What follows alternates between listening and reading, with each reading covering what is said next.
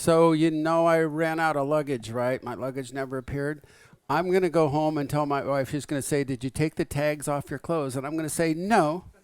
And I have 120 witnesses to that. So this is set up exactly for my beloved wife, Becky. She's going to go, oh, my God, I can't believe you did that. And then she'll go, no, I can't believe you did that.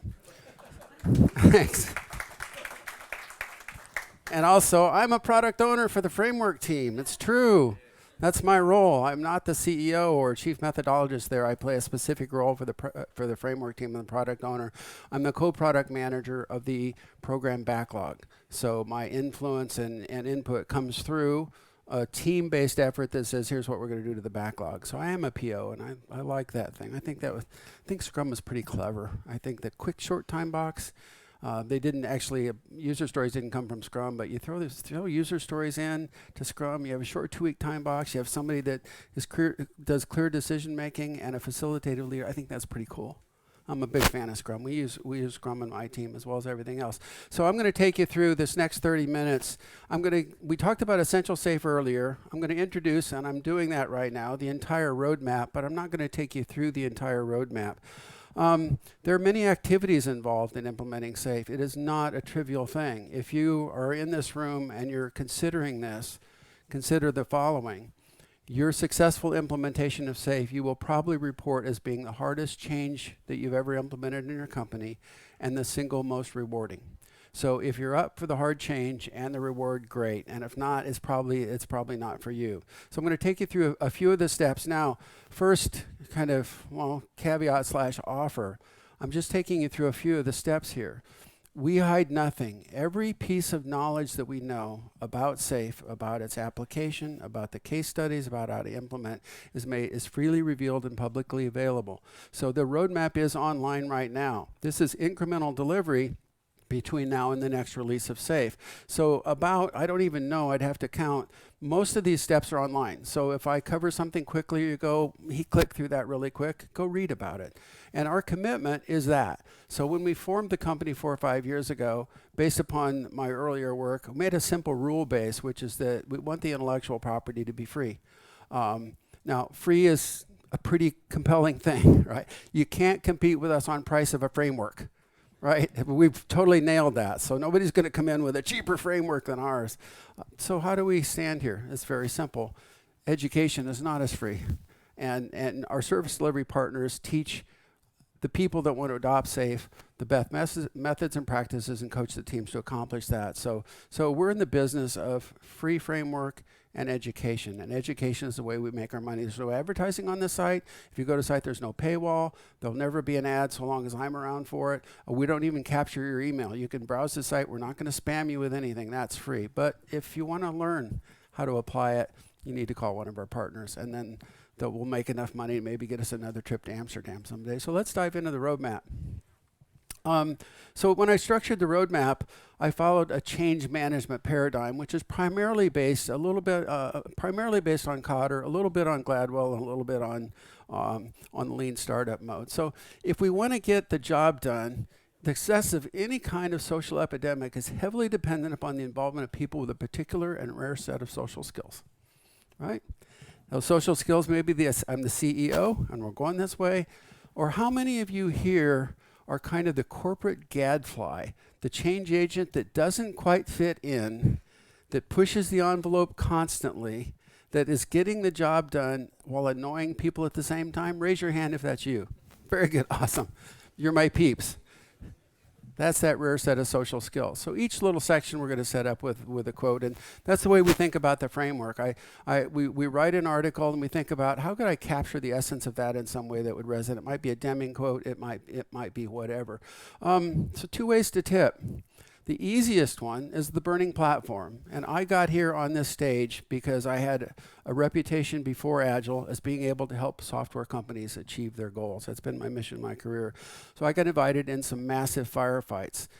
2 that I can remember specifically that were 400-person endeavors that, unbeknownst to the people on the team, I was informed by their management when I came in that if we don't make this release, if we don't get this year's vehicle out on time, we're going to shut the division down.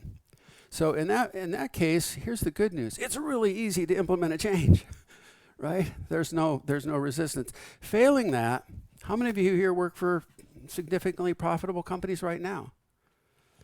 Wow, you have a harder problem. You have to make change proactively. You have to say it's not good enough. I think I try to develop and further advance my lean agile leadership skills and my leadership skills in general. I'm never happy with where we are. Have you ever seen me happy with the results of a PI planning session? Great process. I always want more. So I push and I push. That's what I do. That's my style, guys. We need to do that. But I can't do it by myself, right? We need change agents. So back to kind of Cotter, Leading Change. We drive a lot from Leading Change. Very short, simple book, incredibly powerful. And also Switch. Anybody read Switch? Really kind of the visceral part of change. Cotter says, a strong guiding coalition is always needed, one with the right composition, level of trust, and shared objectives. And he says other things about them. This coalition has to have knowledge, respect of the organization, and on occasion sufficient authority to get things done. Are there SAFE program consultants here in the room? People that have taken the SPC class? Okay, this is you, okay?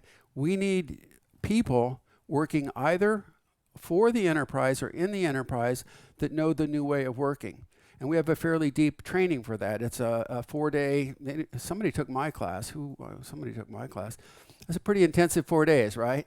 And real strong inculcation in safe and understanding. So we need to build those. So, and it's always true, no matter what the change is, who understands the change. If you're doing ISO 9001 for the first time, somebody has to understand ISO 9001 and be able to make that change. So that's kind of step number 2 is to get the people on board. I mentioned earlier in the talk that lean and thereby safe is a leadership-led initiative.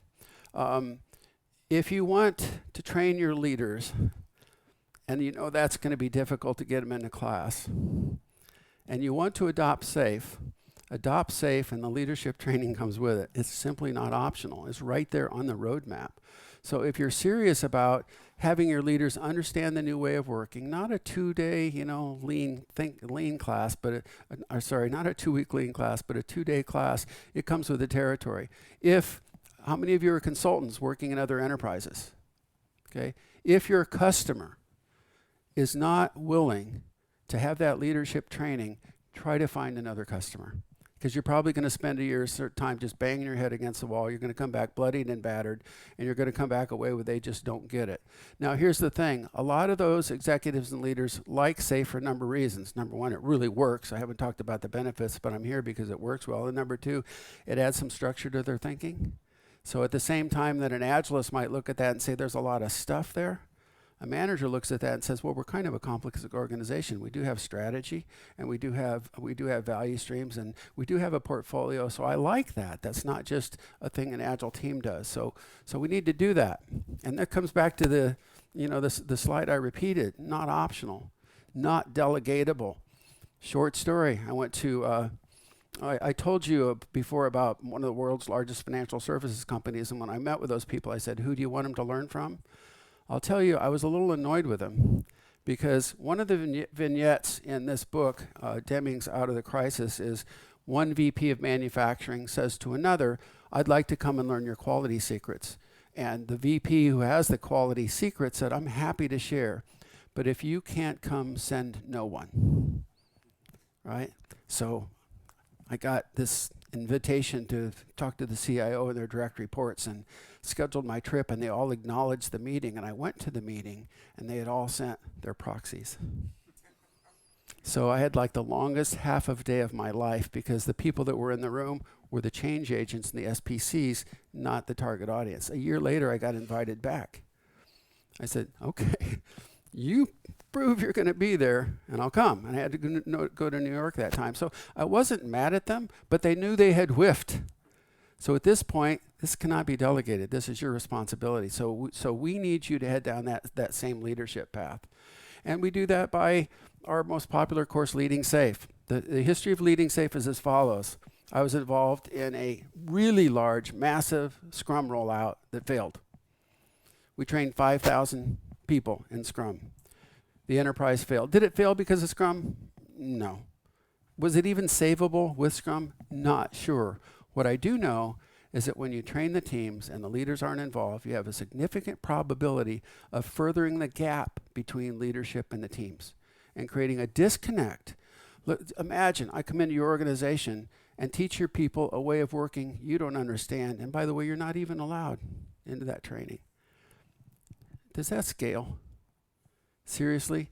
And how many know the chicken and pig story? Kill that freaking story, okay? It's insulting. It insults the people that you need their support. They're just as committed as you are. How many here are managers? Oh, you're not committed, right? Come on, give me a break. We need to move on. These people need to learn, and they need to join the party, and they need to go. That guiding coalition has to have an effective team. And we reflected when we built the roadmap. We didn't build the roadmap early. We're just working on it now. It's like 5 years after the release of SAFe. Couple reasons. I had other problems to work on. The patterns hadn't formed. So how could I just say, hey, here's the thing that would work when I'd seen every model work? And I was in a discussion with Drew in particular, and he's very strong on agile working groups and centers of excellence. And I've just been strong on just getting stuff done. And then I thought back, every time I was invited, even into those 2 firefights, there was one agilist or one guy that had started an agile working group that had done Scrum on the side and got me invited in.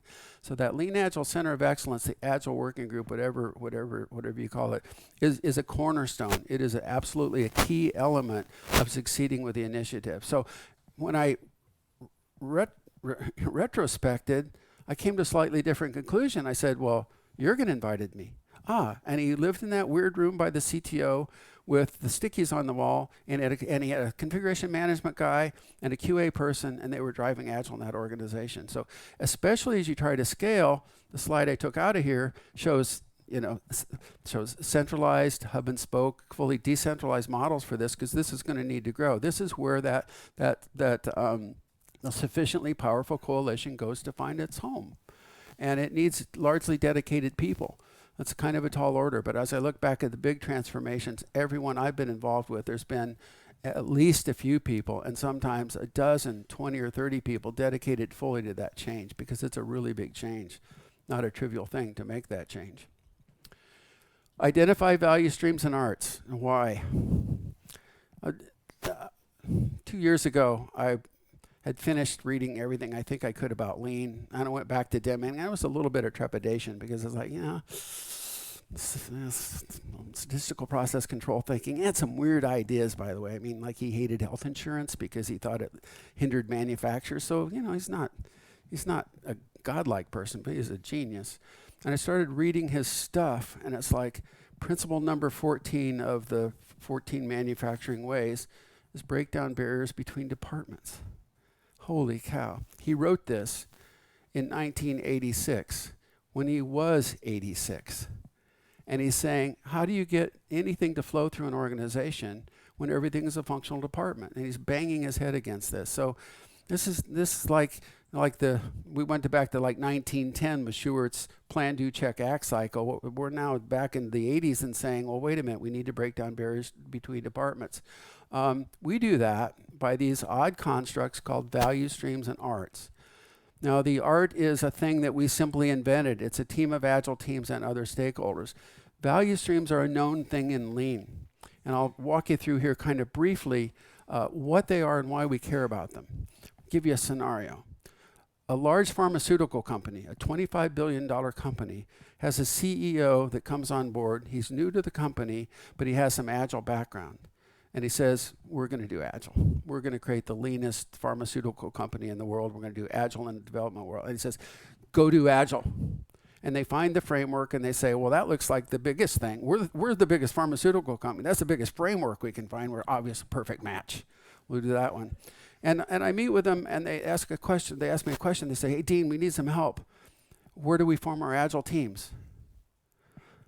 Across our $25 billion company with 10 or 15,000 development workers. I have no idea.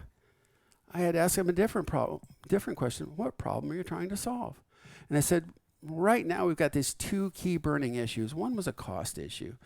The cost of reporting, our financial reporting, is out of line. We're a public company. Everybody sees that on the G&A line and the P&L. We're getting killed by the analysts because we're spending too much on financial reporting. That's problem number one. Problem number two is we're struggling with antiquated systems for clinical data management for the scientists that are doing the drug discovery. They work literally in patent notebooks. Remember those?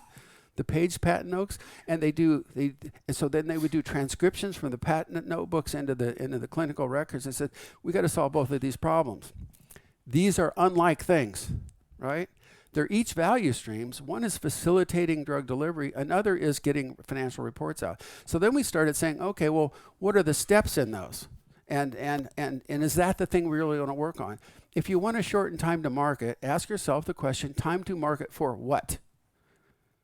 A drug or financial report, and look at the steps. Now, if you read the book, it's not referenced here, Value Stream Mapping, a fairly new book by Martin and Osterling. It's about operational value streams. It's not really your world, but it shows you how to thinking about the flow of value. So we do that because we deal with big enterprises. Now, if I'm a small manufacturer and I make helicopter avionics headphones and helmets, that's what I make. What's my value stream? I make a helmet. If I'm a $25 billion pharmaceutical company, my value streams look a little bit different. So we go through this process, and I'm going to kind of take you through it really quickly so you just get a sense. This is not armchair quarterbacking. This is when people are educated, SPCs are educated, and you dive into the business and say, how does value flow now, and how do we want to emphasize that? So this is one value stream out of a banking system of which we identified about a dozen. We laid that value stream out and said, that's the way the value stream seems to work. Track the customer, rate, quote, et cetera, et cetera. These are the people. This is an operational value stream. This is how we make loans and close loans. It doesn't have anything to do, as such, with the systems that support that. Those aren't software developers. Those are loan closers, et cetera. So you think about the operational value stream. The next question you ask is, what systems? We're IT people. We build systems. I love building things. Has anybody ever been to Disneyland? Did anybody leave your hand up if you rode the Indiana Jones and the Temple of Doom ride? Is that a cool ride? We built that ride. That was one of the first major projects that I did when I was a CEO back 20 years ago. So that was a real kick, okay? Building that ride was a real kick. I have no idea why that came up on the value stream thing at all, but it was still a real kick. I think it was a random story.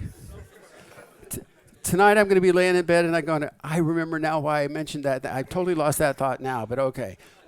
What are the systems that support the value streams? And now we start looking for stuff. The connection was because we develop stuff. I like developing stuff. We build these things, there's a channel system, et cetera, et cetera. So we identify those things. It's just kind of a little forensic thing. Oh, there's a system for that. There's a spreadsheet for that. We outsource that. There's an API for that. Blah, blah, and you map it out. That's what you do. You're an analyst. You're trying to figure out this company's complicated problem. And the next step is, where are the people that build and support those systems? We had the luxury of attending a workshop 2 days ago, which was a couple of leading safe trainings over the last few weeks. The right group of stakeholders got together in a very big company, took one value stream and started through the math. And by the way, these numbers are not in a spreadsheet anywhere. Nobody knows how many people in Bangalore are associated with loan origination. You have to do that forensic work. You have to figure out, this is the way it works now. But you're basically piecing back together the enterprise by looking at the way value flows, and value always flows in finding the systems. Well, that's a lot of people. What are we going to do?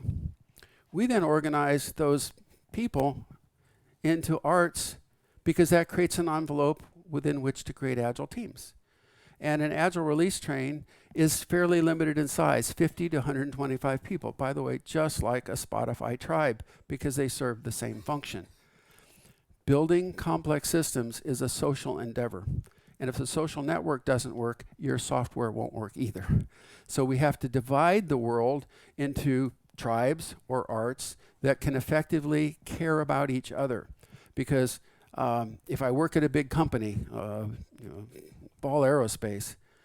Every email I get is from somebody at Ball Aerospace. It's like, okay, who isn't? And then somebody says, I'm such and such from Mumbai. Okay, I'm on the Agile release train. Well, I don't remember meeting you. Well, I just joined the company. Oh, you're on my train. We share a common mission. What's the next question? How can I help? Right? Versus, what problem are you putting on me? So we create these social networks and organize that way. And then those arts, there's more to the structure than that. But then you're at a point where you could say, goodness, there's only 20 people we're working right now on the drug discovery clinical data acquisition. We actually have to start an Agile release train. There's nobody there. So we're going to have to start it. Oh, no, there's already 100 people here, maybe 115 people, and they're basically building the platform that other people use. So we'll create a platform art in that case and ready, set, go. So that's the analysis. Now I could start talking about Agile. I could think, wow. I ask a question. Have any familiarity with Scrum? Have they have any introduction to Agile? How many do and how many don't? And now I know who to train, right? Now I know who to say, let's train the folks to do this work. Anybody here familiar with Ryan Etzer's work, The Principles of Product Development Flow? You read the book? Pretty light read, right? It's a short book. So I know Don Reinertsen a bit. I have great respect for him. And in class, some of the people talked about they should really write a Cliff's Notes for Don Reinertsen's work. The Cliff's Notes would be 4 times as fat as the book that he wrote. Okay, but he's a genius for sure. Well, I won't say it because he doesn't like me to say it. But never mind. I won't say it. Okay, he's I think the preeminent thought leader about lean product development today. In my mind, we've invited him to the summit next year. And you go through the book and he says, the more detailed we made our plans, the longer our cycle times became. And it just hits you. It's like, oh crap. The longer and more detailed we plan, the later the value is received. So I predicate this implementation plan with a short discussion that says, be careful about how much fidelity you put into your planning. You're an agile, incremental mindset. You're going to do this rollout a little bit at a time. Don't overplan the thing. So we've identified our value stream. This is, now, make a quick discriminator. This is the operational value stream.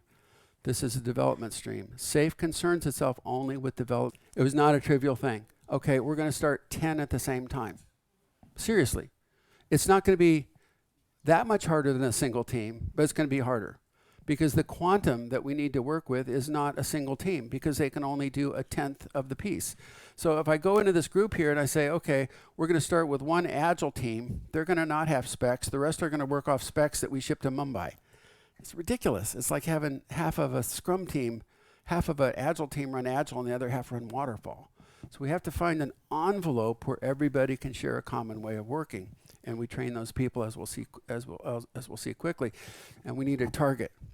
So how many are in a context where you can envision a value stream in your enterprise that could use help on the Agile path? Raise your hand.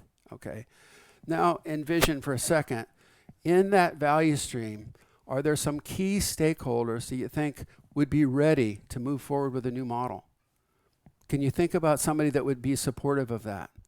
Okay, now you have somebody on the inside who says, I'll sign up for that. So we pick that target and we create that plan. Prepare for the art launch. Perhaps surprisingly, some number of people may be trained in Scrum, some may be using Kanban, some may know nothing about any of the above. In the really large enterprise, everyone has Agile at work, but in the largest enterprises, if you have 10,000 employees, the odds are that you have some few hundred of them doing Agile, and you have the enterprise talking about how Agile they are. Many of the others have never had the opportunity to be on an Agile team. They may work for an outsourcer, they're a supplier, or whatever. We're going to reach those people, and we need to make the first large launch a success. Because if we put this effort in and it doesn't succeed, our management's going to come back and say, well, you obviously can't sort this out. You're no better than we were, but at least when we were in charge, we thought we had control. So we'll take the mantle back. So we need to make that work. So now we come right back to the same training that got you there. Before we launch the art, we want the stakeholders on the art to understand the way of working in the model. And that's what we saw a couple days ago. A couple of leading SAFe classes, a bunch of stakeholders said, I get this. I'm no idiot. I understand how we build our stuff here. And what we're doing is, by the way, it's incredibly siloed, organized on functional specialization, made it extremely difficult for any initiative that needed to be cross-functional. Those people came together and said, we can have a new way of working now. There is no reorganization. Nobody's saying I no longer report to Bill. Nobody's saying I'm no longer a chief engineer. But they're saying, how do we want to organize to work together? And the softest ask is simple. To your management when you're headed down this path, is it okay if we create a model where the team does it need to work together to get their job done, have the opportunity to work together? How can they say no to that? So they really can't. So we're not doing a reorg, just ixnay on all those words. We're going to get the right people to plan together and work together. How does that look 3 years later? Not the same. It doesn't look like the old organizational structure with a bunch of people matrix in, but you don't have to bite that bullet initially. And a simple graphic, just a simple kind of capture tool. It's just a few weeks old, which is, okay, here's my art. What development value stream am I in? What operational value streams do I support? So an example, an operational value stream is designing airframes. Okay, that's what they do. Well, we're a development value stream. We build the tools that support designing airframes. Okay, how do we look? I'm one art here. There are 4 arts in this value stream, and now all of a sudden you have the topology. Now you can start to see how you can make this work. Who needs to be trained first? Who your key stakeholders are, the key roles, how the teams then get designed. You can design the teams by management fiat, by complete self-organization, and the reality is that it's typically something in between. If you allow complete self-organization, that seems really powerful. And one time I saw that really permitted. There was lots of ways that teams could have self-organized, and guess what they organized around? Spoken language. That doesn't sound terrible, but do you think the flow goes the same way as spoken language? No, so we had to kind of coach that a little bit and say, we appreciate the fact that the team in China speaks this language, but they're a functional team, so we don't want to create a release train that's just a function that violates the whole premise. So they organized around a model that wasn't going to work. Other times, the more training they have, the more they start to understand flow, they'll organize better, and there's always some interactivity in that process. Train teams and launch the train, okay? Wow, that's a long quote. However, we often don't think through carefully enough what new behavior, skills, and attitudes will be needed when major changes are initiated. As a result, we don't recognize the kind and amount of training that will be required to help people learn those new behavior, skills, and attitudes. Can you resonate with that? Trying to implement a significant change, and oh, by the way, we've got to train people. You can't even roll out ISO 9000, right, without training people. You certainly can't do this. So people deserve the opportunity to be trained in the way of working, not just an expectation to get different outcomes. For that, we have ways to do it, and our favorite way is described as this kind of massive quick start program. Now, this evolved out of an emergency, okay? Here's the emergency. We're going down for the count. We pick Agile as our paradigm. Nobody's trained, and we have no plan to deliver the result. I asked my client, how big a room do you have? They said, we have the all-employee room. I said, okay, bring them all together. We're going to train 120 people in Scrum in 2 days. Has anybody done that with me? Was that fun or what? Wasn't it in some ways easier to train the team of teams than to create isolated teams that you then needed to integrate? Okay. It wasn't because we were brilliant and thought, I have a really cool training model, I'm going to train 110 people at the same time. We had no idea how the hell to do that. We didn't have any choice. We had 90 days or 120 days to release, we'd pick the agile way of working. So our standard model now is train them all at the same time. Massive benefits of the cultural and the team building activity. Massive benefits of initial alignment.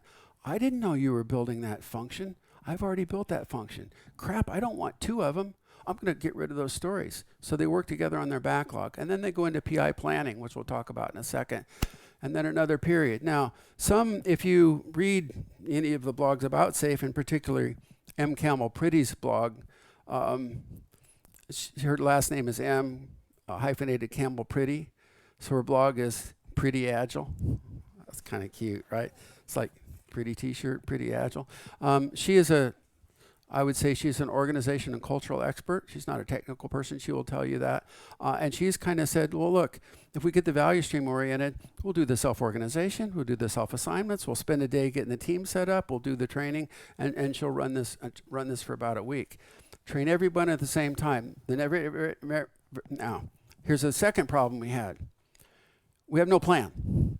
Our old plan didn't work. So, the old PERT chart guys and the PMOs and their project manager thing is obviously not happening. There is no plan.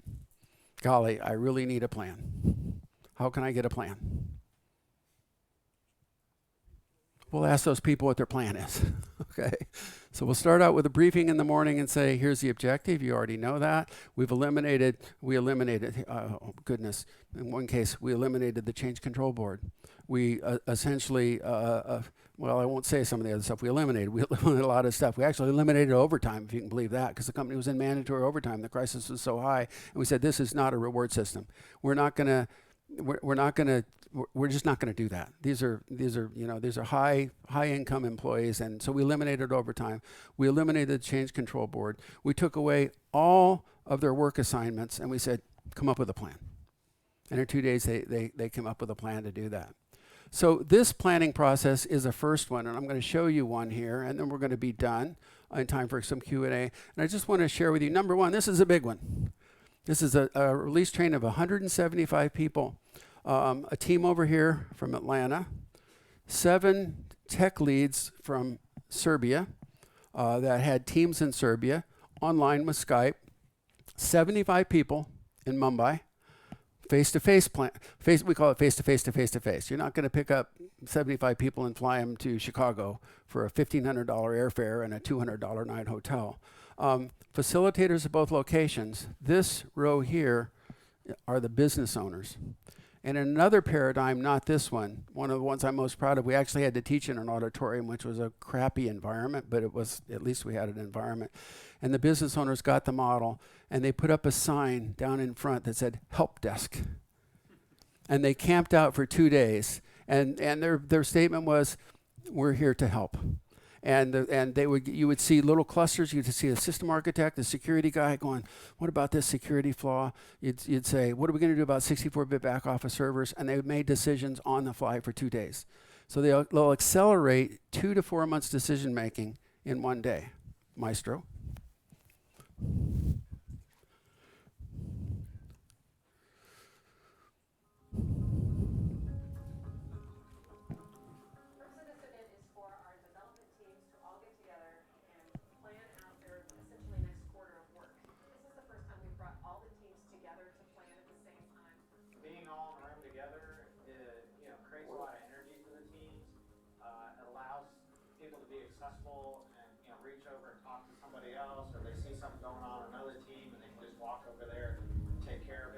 Basically, each sheet of paper is a sprint, or 3 weeks of work.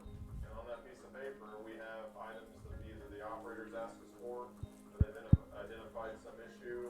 And so we're sticking those on there at a high level saying, hey, the next 3 weeks we need to knock this out. So our developers get to say, this is how we do things, and the business gets to say, this is what we need. So what we need, how to do it.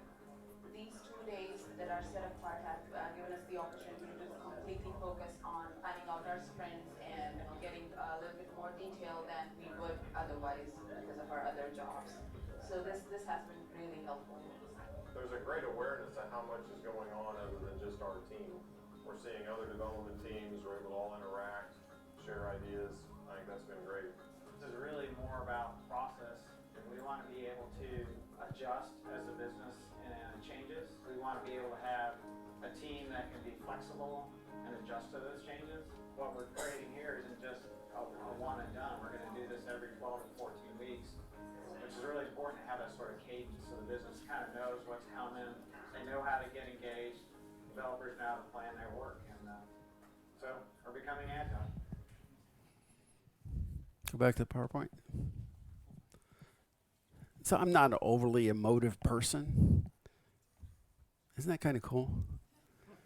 Can you see the energy that they have? We have been basically given permission for the first time to plan their work, given the people they need to plan their work with, given the opportunity where kind of no holds barred for 2 days to come up with a plan, given the responsibility of trust where we basically as managers had failed those teams in their planning model and these disaster recoveries and said, it's up to you guys now. We throw up our hands. And it's an amazing thing. It is a massive transition of authority and empowerment and responsibility. And that is kind of one of the baseline assumptions about what the lean paradigm should mean. You know, the people that do the work, that are closest to work, have to make the decisions about the work, including planning. So I'm going to just do a quick and come right back. We're going to do that. We're going to coach the team. We're going to circle back through. One of our companies built a train board to show the launch patterns. That company was Northwest Mutual Life Insurance. In 1937, when the company was founded, a train hit a cow on a track. And unfortunate tragedy, 2 people were killed. The founder of the company had to go borrow the $3,500 because they didn't have the money for that, so he took out a personal loan to pay that. And ever since then, the watchword is there a cow on the track? So they actually have on this, they have a barn over here and they have a stash of cows. And every time something interferes with an art, they put the cow on the tracks. They've made kind of fun of that. So watch out, there could be a cow ahead. Rinse and repeat, anchor new approaches in the culture. So that's a quick walkthrough of the roadmap. More and less entertaining for sure reading on SAFE, although I got the cow board in there. Well, I'll have the cow board in there. Give me one more week and I'll have the cow board in there. So that's the quick journey. That's how you get to Essential Safe. If you get to Essential Safe, you have a major building block. You have a team of agile teams of 100 or 150 people that know how to plan together and work together and execute the basic model. The basic model. Now, can you build an enterprise with those? Yeah, you can.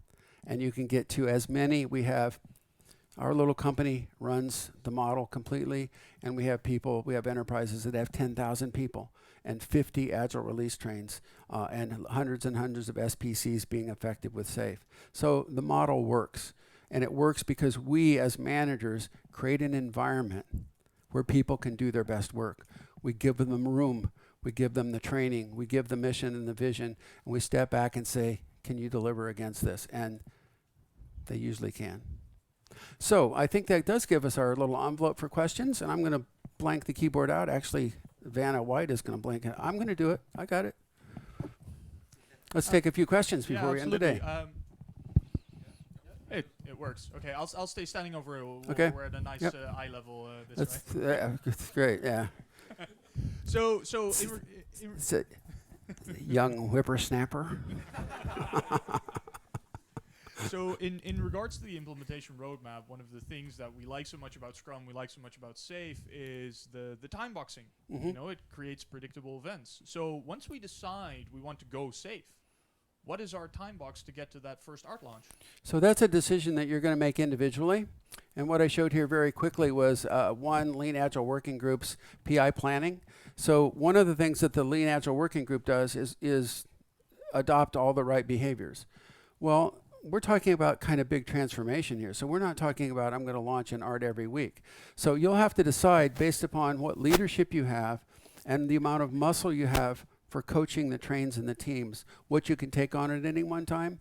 And I think that we're in an interesting place where we were a couple days ago where they have a huge appetite, but wow, the resources are pretty scarce. So you want, our model, by the way, is to empower the enterprise.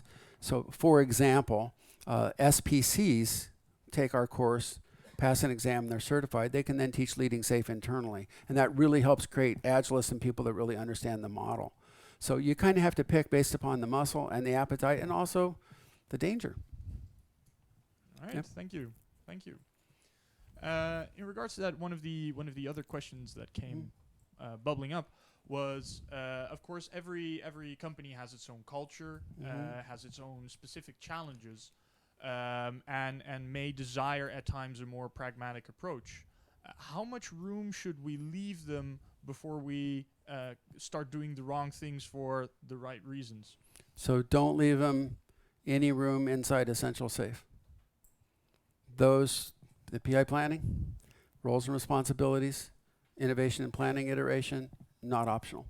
Outside of that, portfolio, budgeting, cost accounting, shared borrowed resources, outsourcing, insourcing, follow those rules for all the people on the train, and you'll do well. Right. Thank you. Yep. Thank you. I'll now give the room to Jeroen. Yes. Dean, thanks for joining us today. Thank you. He's on. Thanks for joining us today. As I promised in the beginning, I was talking about train tickets and all that stuff. So people have train tickets, filled it in, dropped some part of it in this box. And I want you to pick that winning lottery. Is Okay, that I'll okay do for that. you as well? This is a job I can do. No mouse That's is really inside, good. so Must be present to win. must be present to win. So we have an For sure. annual bonus in our company. The rule is very simple. Must be present to win. Okay. Awesome. Let's see what's on it. I have the name of Bouke Huibers. Is he in the room? Yes, and in front. Awesome. This one is yours. I'll keep that one because then we know to find you. So give me that one. You can get in contact with the Agile Academy and book your Scaled Agile training. Free seat. Awesome. Great. Free seat for Thanks. Pleased to meet you. you. So I'm gonna close off the day today. I have some presents for you. They're over here. I noticed that it They can look rain like in flowers. Boulder. I was worried about that for a No, while. it's no flowers. No. Right. We did something different. It can rain in Boulder too. I noticed. So Yeah, but not like here. yeah, this No, is something okay, to good. protect you from rain Thanks. and even give you a smile on your face when you look at it. So Oh, very cool. this Well, I is appreciate that. done by the kids at our company. They draw the pictures on it. So Is that a cool culture or what? whatever. We need a culture. When we go back, can we get a culture, Michael? We can offer you training for that. Yeah. Okay. Good. Yeah. You could do that. Yeah. Thanks. Warm applause. Thank Dean. you.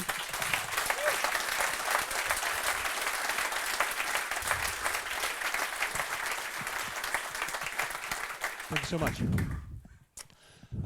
Thank you. Thanks to you all. Yeah, I really liked the day. I hope you took away great insights today, or at least sparked some new interest in topics that you maybe were not aware of.